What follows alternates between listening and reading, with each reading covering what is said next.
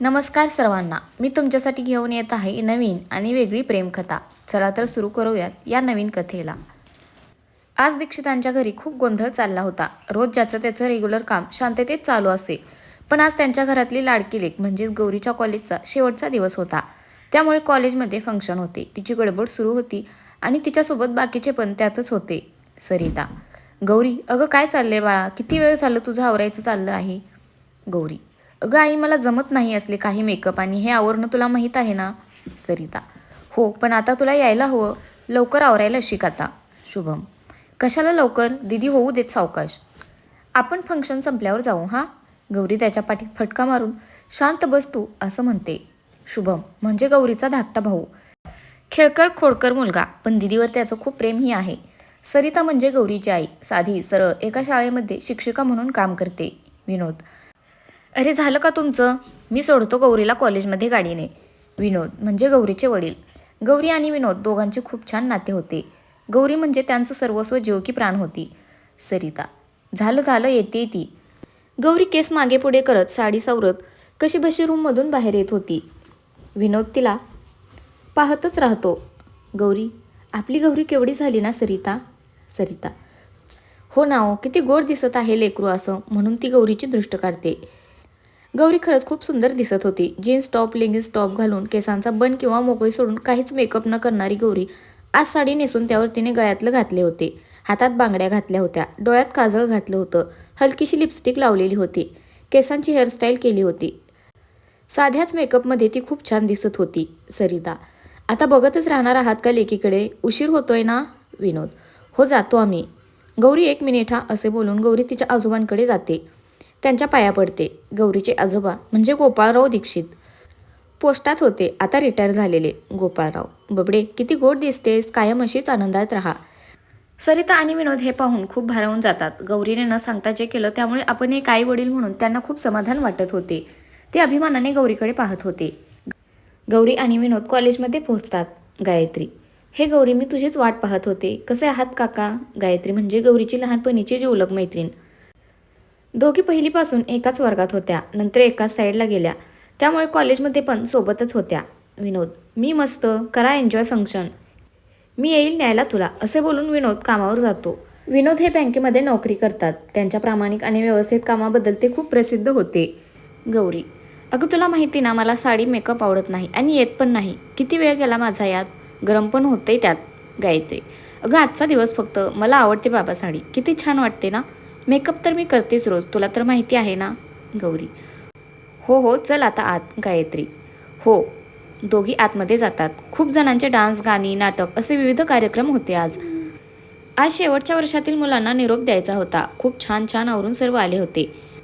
गौरी आणि गायत्री त्यांच्या नेहमीच्या ग्रुपमध्ये जाऊन त्यांच्या गप्पात सामील होतात. आता पुन्हा कधी भेट होईल नाही होणार, त्यामुळे सर्व भावनिक पण झाले होते आणि फंक्शन त्याची तयारी याचा उत्साह पण होता. कोणाचं पुढे शिकायचं प्लॅनिंग होतं, तर कोण नोकरी करणार होतं, तर कोण बिझनेस करणार होतं, ही पण चर्चा रंगली होती.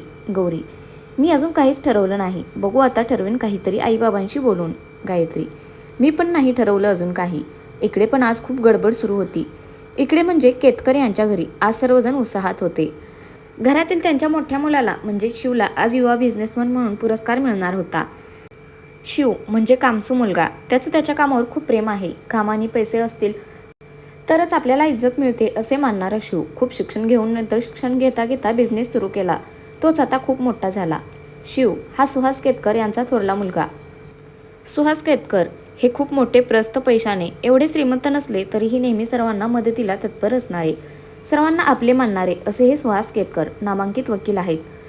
संध्या: चला आवरलं ना, निघूयात आता. संध्या म्हणजे शिवची आई. साधी सरळ पण हुशार, ती एका कंपनीमध्ये अकाउंट डिपार्टमेंटची हेड आहे. तिने सुहास केतकर यांना सर्व बाबतीत सपोर्ट केला होता. ते नेहमी म्हणत, मी जे काही आहे ते म्हणजे तू दिलेल्या साथीमुळे. हे सर्व चालले होते पुरस्कार घेण्यासाठी, ज्यामध्ये शिवचं नाव होतं. आधी तिला पण जायचं होतं, पण तिला जायला येत नव्हतं, त्यामुळे तिचा हिरमोड झाला होता. आदिती म्हणजे शिवची धाकटी बहीण, घरातील शेंडफळ लाडवलेलं. ती खूप हट्टी, हुशार, मायाळू, मस्ती करणारी खोडकर मुलगी. आदितीच्या कॉलेजमध्ये फंक्शन होते, त्यामुळे तिला दादाच्या तिकडे जाता येत नव्हते. शिव: आदू, एक मी तिकडून कॉलेजमध्ये येईल तुला न्यायला, चालेल ना, तू चेहरा बारीक करू नकोस. आदिती: ठीक आहे, मला फोटो पाठव, असं म्हणून हसून ती जाते. सानिका. हे आलीस तू, लुकिंग नाईस. सानिका म्हणजे आदितीची मैत्रीण. सानिका आणि आदिती एकमेकांच्या जवळच राहत असल्याने लहानपणीपासून एकत्र खेळणे, अभ्यास सर्व काही मिळून. आदिती. थँक्यू. तू पण किती भारी दिसतेस यार. शिव, सुहास आणि संध्या पुरस्कार सोहळ्यात पोचतात. तिथे सर्व पाहून संध्या आणि सुहासला खूप आनंद होतो. शिवचे आई वडील म्हणून प्रत्येकजण त्यांना विचारत होते, आदर करत होते. त्यांना पण मुलाचा अभिमान वाटत होता. इकडे फंक्शनमध्ये भाषण, डान्स, गाणी यात गायत्री आणि गौरीला काहीच आवडत नव्हते. गौरीला तर घरी जाऊन कपडे बदलून येवं असं वाटत होतं. दोघी त्या हॉलमधून बाहेर येतात. त्या बाहेर गप्पा मारत बसतात. शिवला पुरस्कार मिळतो. तो त्याचं सर्व क्रेडिट आईबाबांना म्हणजेच सुहास आणि संध्याला देतो. सुहास आणि संध्याला स्टेजवर बोलावले जाते आणि ती एक ट्रॉफी त्या तिघांना दिली जाते. सुहास आणि संध्याला तर आभाळ ठेंगणे वाटत होते. एवढा आनंद झाला होता. त्यांच्या मनातील भावना त्यांच्या डोळ्यात दिसत होती. हे तिघेही म्हणजे सुहास, संध्या आणि शिव आता आदितीच्या कॉलेजमध्ये जायला निघतात. शिव बाहेर कार पार्क करतो.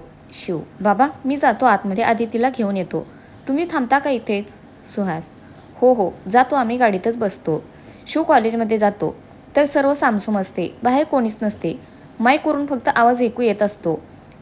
शिव विचार करतो, आदितीला कॉल करून बोलावून घेतं इथेच. शिव, आदू मी आलोय कॉलेजमध्ये, तू ये ना बाहेर, इथे ग्राउंडच्या तिथे उभा आहे मी. आदिती, हा दादू येते मी, थांब तू. शिव असाच इकडे तिकडे पाहत असतो. तर त्याचं लक्ष गौरी आणि गायत्रीकडे जाते. गौरीकडे तो पाहून हसू लागतो. ती इतकी गोंधळली आणि वैतागलेली दिसत होती. साडीसारखी एकसारखी करत होती आणि केस पण. तिचा उडालेला गोंधळ पाहून शिवला हसू येत होतं. शिवला गौरीकडे पाहतच राहावंसं वाटत होतं आणि हसू पण येत होतं. इकडे गौरीला माहिती पण नसते की तिच्याकडे कोणीतरी पाहत आहे. ती गायत्रीसोबत गप्पा मारण्यात गुंतली असते. तिचं ते खळखळून हसणे पाहून शिवला अजूनच भारी वाटते. शिव तिच्याकडे पाहण्यात एवढा हरवलेला असतो की आदिती आलेली पण त्याला कळत नाही. आदिती, हे दादू कुठे हरवला, लक्ष कुठे आहे तुझं. शिव, नाही कुठे, आलीस तू, चल लवकर ट्रॉफी दाखवतो तुला. आदिती, हे वा वा अभिनंदन, मी खूप खुश आहे तुझ्यासाठी, असे आदिती म्हणते. पण आदितीचं सर्व लक्ष गायत्री आणि गौरीकडे असते. दादूकडे सर्व मुली पाहतात पण दादू कधीच कोणत्या मुलीकडे पाहत नाही. आता दादू या दोघीमधील कोणाकडे पाहत असेल असा विचार आदिती करत होती. शिव, तू मला म्हणत होतीस कुठे हरवलास आणि तूच आता कोणत्या विचारात आहेस. आदिती, नाही काही. शिव, हे पहा किती छान आहे ना. आदिती, दादू कमाल आहे हा, तुला घेताना असं सेलिब्रिटी असल्यासारखं वाटलं असेल ना. शिव, नाही तसं काही. आदिती, ते कॉलेज ग्राउंडवर मुली बसलेल्या ना दोन. शिव, हो बसलेल्या ना, गप्पा मारत होत्या. का गं. आदिती, हां. शिव, हसायला काय झालं. आदिती, तू का पाहत होता त्यांच्याकडे. काय चाललं आहे आ. शिव, गप बस आदिती, काही काय, मी असंच पाहत होतो. आदिती, ठीक आहे, चिल दादा, काही नाही, मी ओळखते ना त्यांना म्हणून विचारलं. शिव, काय तुझ्या क्लासमध्ये आहेत का त्या. आदिती, नाही, त्या 3ऱ्या वर्षाला आहेत. शिव, ओह. संध्या, कोणत्या मुलीबद्दल बोलत आहात तुम्ही. शिव, काही नाही ग, ही आदिती असंच काहीतरी बोलत आहे. आदिती, नाही ग, दादा पाहत होता त्यांच्याकडे. सुहास, काय, आपलं भाग्यच समजू, हा मुलीकडे पाहतोय ते. संध्या, असं का म्हणत आहात. सुहास, मला वाटतं आता याच्या लग्नाचं पाहूयात का. आदिती, दादूचं लग्न, छान छान, करूयात ना, मी खूप मजा करणार लग्नात. लवकर नाही का वाटत तुम्हाला. सुहास, आता तू चांगला सेटल आहेस, शिक्षण पण झाले आहे, मग लग्नाला काय प्रॉब्लेम आहे. संध्या, हो तसंही लग्नाचं वय झालंच आहे तुझं. सुहास, तुझ्या मनात कोणती मुलगी आहे का. शिव, नाही तसं काही नाही आहे. सुहास, आपण पाहू मग याच्यासाठी मुलगी. संध्या, मी आत्ताच माझ्या ओळखीत सर्वांना सांगतो मुलगी शोधा आपल्या शिवसाठी म्हणून. मी तर कसली मुलगी हवी, काय करणारी हवी असा काहीच विचार केला नाही आहे असं मनात म्हणतो. आदिती, दादा तुला कशी मुलगी हवी आहे. शिव, नाही माहिती, मी कधी विचार नाही केला याबद्दल. संध्या, मग आता कर, तुला कशी हवी मुलगी, स्वभाव कसा हवा, जॉब करणारी हवी की बिझनेस, असं ठरव तुझं तू, कशी हवी मुलगी ते मग सांग आम्हाला.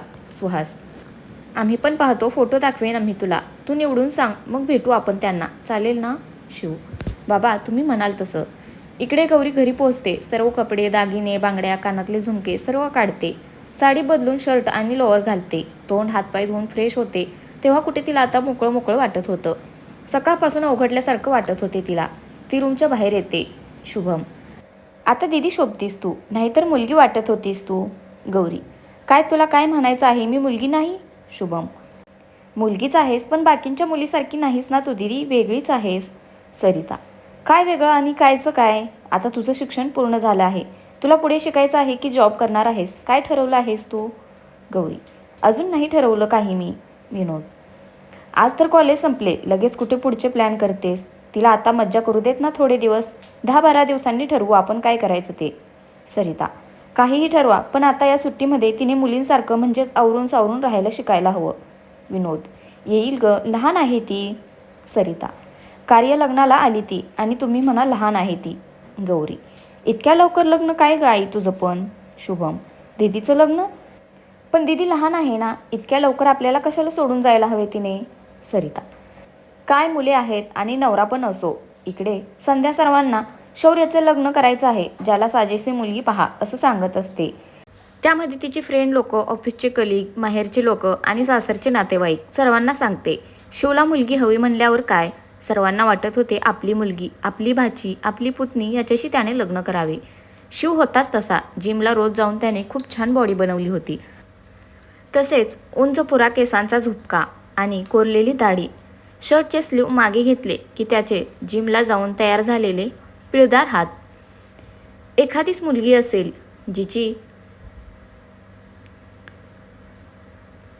शिवकडे नजर जात नसेल, नाहीतर आसपासच्या कॉलेजमधल्या आणि ऑफिसमधल्या सर्व मुली शिववर नजर ठेवून होत्या. शिवने लग्नाला कोणत्याही मुलीला होकार दिला तरी त्याला कोणी नकार देणारं नव्हतं. पण शिवच्या होकाराने खूप मुलींची मने, हृदये आणि शिवसोबत राहायची स्वप्ने मात्र तुटणार होती. आधी ती खूप खुश होती दादाचं लग्न आहे म्हणून. इकडे गौरी आणि गायत्रीने खूप मज्जा मस्ती करायचे प्लॅन ठरवले होते. आता कॉलेज संपले, सुट्टी लागली, मग आपण फिरूयात, शॉपिंग करूयात, असे अनेक प्लॅन त्या करत होत्या. दोघींना पण मन मोकळेपण आणि मज्जा करत जगायला खूप आवडत असे. सरिताला मात्र गौरीची खूप काळजी वाटत असे. हिचे लग्न झाले तर कसे होईल तिचे?